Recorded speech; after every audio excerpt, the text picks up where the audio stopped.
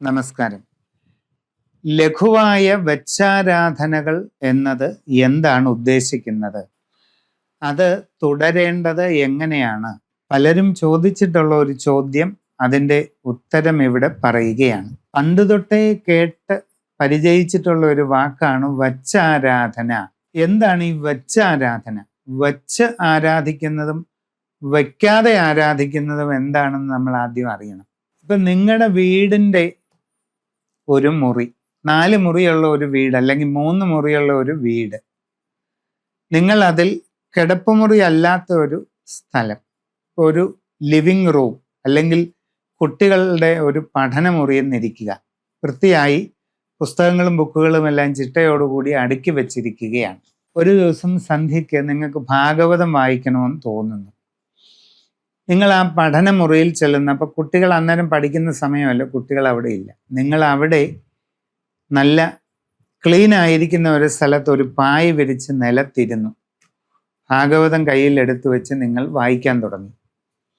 നിങ്ങൾ ഉദ്ദേശിച്ച ഭാഗം 1 മണിക്കൂർ ഭാഗവത പാരായണം നടത്തി. എന്നിട്ട് നിങ്ങൾ അത് നിർത്തി എഴുന്നേറ്റു, ഭക്ഷണമൊക്കെ കഴിച്ച് കിടന്നുറങ്ങി.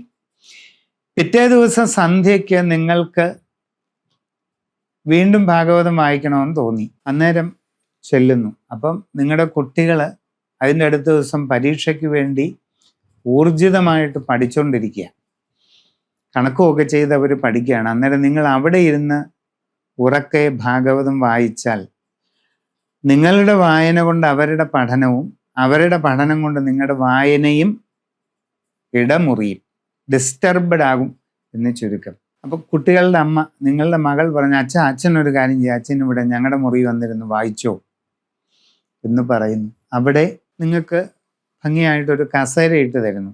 നിങ്ങൾ അവിടെ ഇരുന്ന് അന്ന് ഭാഗവതം വായിക്കുന്നു. 3-ാമത്തെ ദിവസം ഇനി ഇത് രണ്ടിനും പോകണ്ട, നിങ്ങൾ ആ വീട്ടിലെ ഹാളിൽ ഇരുന്ന് ഒരു കസേരയിൽ ഒരിടത്ത് ഒതുങ്ങിയിരുന്ന് നിങ്ങൾ ഭാഗവതം വായിക്കുകയാണ്. നിങ്ങൾ ഈ ചെയ്യുന്നതെല്ലാം ആരാധനയാണ്.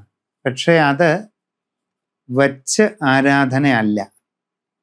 നിങ്ങൾ ആരാധിക്കുകയാണ്. ഭാഗവതം വായിച്ച് അതിലെ ഭാഗവത ഭാഗങ്ങൾ മനസ്സിൽ സങ്കല്പിച്ച് ഭഗവത് കഥകളും ഭഗവാന്റെ ലീലകളും മനസ്സിൽ ചിന്തിച്ച് ഭക്തിപൂർവ്വം നിങ്ങൾ എല്ലാം ചെയ്യുന്നുണ്ട്. പക്ഷെ ഒരു ദിവസം ഒരിടത്ത്, അടുത്ത ദിവസം വേറൊരിടത്തും, 3-ാമത് ഒരു ദിവസം മറ്റൊരിടത്ത്. ഇങ്ങനെയാണ് നിങ്ങൾക്ക് പറ്റിയത്. നിങ്ങൾക്ക് അത്രയേ സാധിച്ചുള്ളൂ.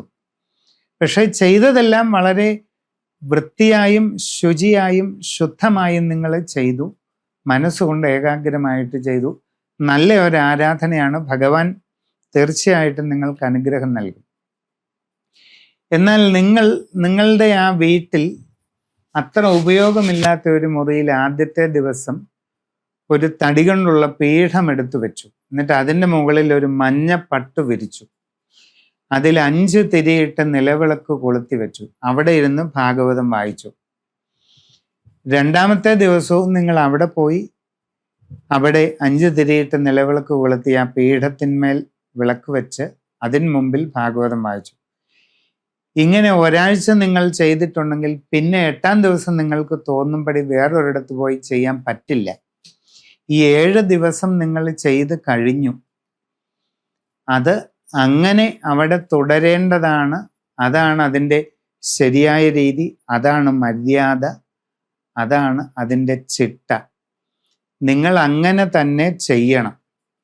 അതിൽ നിന്ന് മാറി 8-ാം ദിവസം നിങ്ങൾ ടെറസിൽ പോയി ഇരുന്ന് വായിച്ചാൽ നിങ്ങൾ ചെയ്യുന്നത് തെറ്റാണെന്ന് പറയേണ്ടി വരും.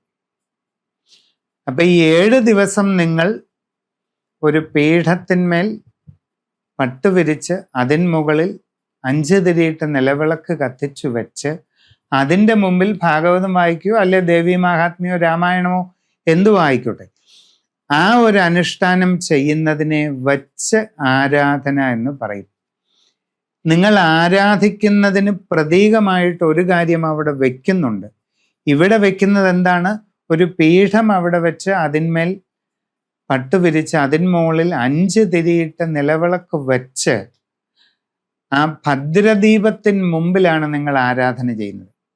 അവിടെ നിങ്ങൾ ശ്രീകൃഷ്ണന്റെ ഒരു വിഗ്രഹം വെച്ചാണ് ചെയ്യുന്നതെങ്കിൽ അത്, അല്ല ദേവിയുടെ ഒരു വിഗ്രഹമാണ് വെക്കുന്നതെങ്കിൽ അത്, അല്ലെങ്കിൽ ഒരു ഫോട്ടോയാണ് വെക്കുന്നതെങ്കിൽ അത്.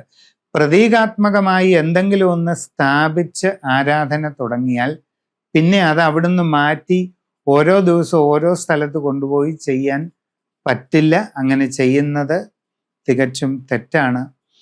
അപ്പൊ ഈ പ്രതീകാത്മകമായി ഒന്ന് സ്ഥാപിച്ച് അതിന് മുമ്പിൽ അതിനെ ആരാധിച്ചുകൊണ്ട് ചെയ്യുന്ന ജപപൂജാതി കർമ്മങ്ങളെയാണ് വച്ചാരാധന എന്ന് പറയുന്നത്.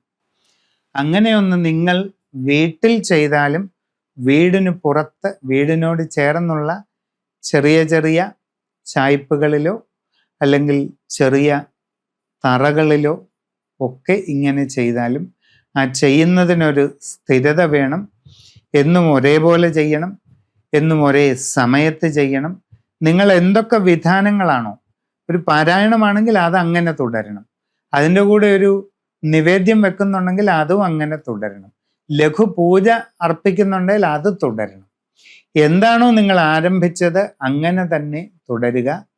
ഇടയ്ക്ക് നിങ്ങളുടെ ആ സംവിധാനം നന്നായിട്ട് പോകുന്നുണ്ടോ എന്ന് നിരീക്ഷിക്കുക. എപ്പോഴെങ്കിലും നിങ്ങൾക്ക് അസ്വസ്ഥതകളോ ചിന്താക്കുഴപ്പങ്ങളോ ആ കാര്യത്തിൽ ഉണ്ടായാൽ ശരിയായ രീതിയിൽ താമ്പൂല രാശി ചിന്ത ചെയ്ത് അതുവരെ ചെയ്തു പോകുന്നതിൻ്റെ ഗുണദോഷങ്ങൾ എങ്ങനെ എന്നറിഞ്ഞ് ആ താമ്പൂല പ്രശ്നത്തിൽ കാണുന്ന വിധിപ്രകാരം അത് തുടരേണ്ടതാണ്. നമസ്കാരം.